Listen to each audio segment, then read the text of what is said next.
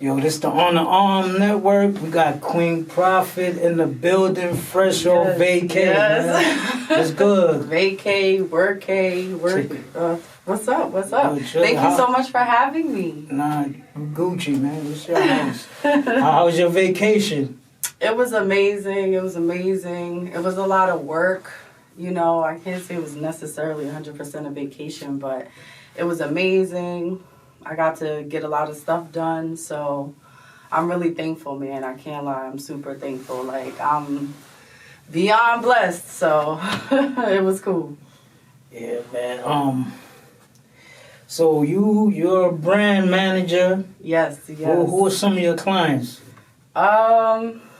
Well, in our world, bad rap. you know, in our world. But you can name everybody, but start off with the people in battle rap. Yeah. You know, I've worked with people like Rex, of course. I've worked with people like Gwitty. I've worked with people like the album. with people like Dot. I've worked with people Determination over trust. Who else? I've worked with J Love for a little bit. Shout out to J Love. You know, yeah, I've worked with different people, and then, you know, like my company, I do logos and stuff. We do flyers. So sometimes it may not necessarily be like a full brand package, but you know, you can always put in an order with me. So how you get into the brand manager? What made you get into that lane? Okay, so I had moved to Atlanta, right? ATL, what up? Shout out to Atlanta. I moved to Atlanta. I was living out there, and I'm trying to think. I don't know what it was, right? Something had told, like, I was heavy listening to Young Thug. I'm not even going to lie to you. And I knew that if I went to Atlanta, yeah, for real. I knew if I went to Atlanta, I would run into Thug, and I would run into, like, all these celebrities. So long story short, not to draw it out, I went out there, and like I knew it would happen. I went to a Bryson Tiller concert. I used to go to college with my friend. She was going to school to be a journalist.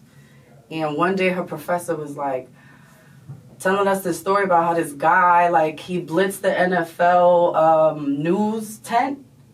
I don't watch sports, but I guess sometimes they like have a tent where they talk about sports. Okay. Long story short, the guy went in there. He said some craziness, and the way he got in was because he had like a press pass. So he was like, I'm not telling you to do that, but as journalists, like, sometimes you got to get it done. Now, I remember that story years later. I'm at the Bryson Tiller concert. I'm in there. I'm in there with the backstage pass. Prophet blitzed the concert. I forgot what they call that. They crash weddings and all that. I forgot the name of it. Right, but I would do it in the name of, like, trying to get network. You know what I'm saying? So I got to the Bryson Tiller concert. I got backstage. I saw Thug. I saw, you know, Carlay at the time. I saw T.I. I saw his kids. So I'm like, you know what? Obviously, if I put myself in the right place, it'll work. So I came back up here. I moved up here. And my roommate at the time, his girlfriend, was, she was like, you know, like an editor or whatever. She was like I can't believe I can't remember the name right now. It was something else, too, where basically, like, she copyrights stuff for you and all that good stuff. All that. Yeah, all that stuff. So at that time, I was working from home for Apple. And she would be home working all the time, too. So I remember saying to her, like, how do you get to stay home and make money? Like, I know, you know, all of this costs. She was my roommate's girlfriend, so, you know, we was all whatever. So she was like, you know, this is what I do. I help people with this. I help people with that. You know, if they need a website, if they need this, I just do it for them, and they pay me. Like, it was that simple. And when she explained it to me like that, I was like, you know what? With all the experience I had working at Apple, I knew I could do the same thing. If not in a different way. Like, you know what I mean? Like, I found the brand management way, and that's basically how I started off. That's into fine. brand management. How long you been into battle rap, following battle rap? I've been following and into battle rap probably like since I was like 17, 16, 17. You know, shout out to my son's father. He's definitely the one who got me into battle rap. Yeah, definitely shout out to him. So how long it been since you've been immersed in it, like working with battlers, attending events? My first event is so funny. I don't remember the year, but if I tell you, people watching it, maybe you will know. My first, like I said, I've been watching since I was like 16, 17. I just turned 35 on Halloween. So almost 20 years of battle rap. So the first event I attended, there used to be, you know, Sneaker Con. Shout out to Sneaker Con. The Sneaker Beats event. The Sneaker Beats, is that what it was called? Young Ill battle Clips and Cardi B was a ring. Correct. That was like 2013. Moment history. Yes. Yeah. Okay. So we're here. Yes. You know what I'm talking about. Yeah. I was at that event. Yes. Okay. It's so funny because all these years later, I keep running into people that was like, I was at that event. That event, I was on Twitter. And I was like, damn, I really wish I could go to a battle rap event. I wish I could go to more battle rap events. You know, none of my friends is into battle rap and stuff. It sucks. Like, not enough women. And at that time, it wasn't. It's more women now than at that time. Way more. Definitely. So, the main woman was the battlers if they pulled up in the ring card girls. Exactly. And maybe like their little entourage or whatever, like, you know, whoever was part of their family or their crew, whatever. So, somebody tweeted me and told me about that event. And I was like, they was like, just pull up. And I was like, but I don't got nobody to go with me. And they was like, you don't need nobody. Like, it's battle rap, just pull up. And I was like, you know what? You're right. I remember I was working with a clothing line at that time. Shout out to FDK1. That's another somebody I was working with, like, outside of battle rap all the way back then. I remember he used to have, like, a warehouse room in Yonkers. It was so dope. He had like a glass wall and it had like the emblem FDK1. Or shout out to FDK1, bro, because he's been grinding for a minute. But anyway, so I hit him up. I'm like, bro, I need a fit. I'm going to this battle rap event. Because for some reason, I just thought I was like cool or something. I don't know. I always needed a fit to go to the battle rap event. You gotta have a fit. You gotta be right. You gotta get fresh. So especially if you went to clothing and all that. Exactly. So I got my fit. You know, I always been doing my hair and stuff. We'll get into that in a second. I do my hair and everything. So yeah, and that was my first event. And like I said, it was crazy. Like you said, Cardi B was the ring girl. Yeah. Didn't even know what I was, you know, in front of or going into. This crazy. She turned out to be a mega star. Yeah. And that event was so lit to me because, like, I remember I got so much free stuff. Like, I got hats and clothes, T-shirts. I saw battles. Like, I think B Magic was on the card. DNA's on the card. DNA and B Magic battle. John versus JC. They were supposed to be on Summer Madness 3. Clips versus Ill. That was a good event. Yeah, so it was fire. And ever since then, I was like, you know what? I'm going to the events. Like, it was like.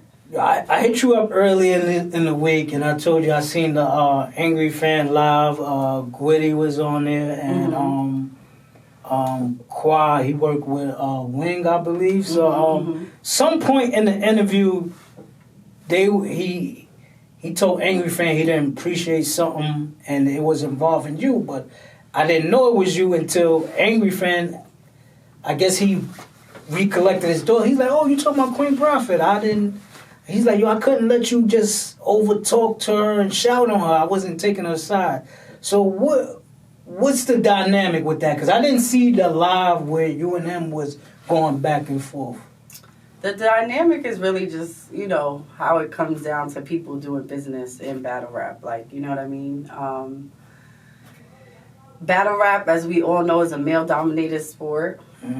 That goes for the performers and the business end. You know what I mean? So We got women like Black Ice. She do good business. Not to say the women don't do good business at all, or nobody. Not to say but it just shout out to Babs. Yeah, it just gets a little bit challenging at times because people don't necessarily know how to approach these conversations the right way. You know what I'm saying? So that situation with him was really just about that. It was like, you didn't really approach. So he was trying to do business with you? Like part of the way this whole thing went left and like the whole... Was it an event or clothing, merch? Or it was booking Gwitty's return battle. Oh, okay.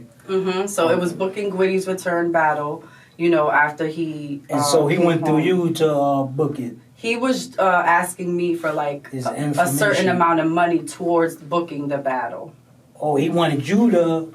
Basically invest in the battle, right? Or sponsor, whatever you want. So where did it go left with so where it went left is that I felt like the opponent he wanted Gwitty to battle wasn't appropriate.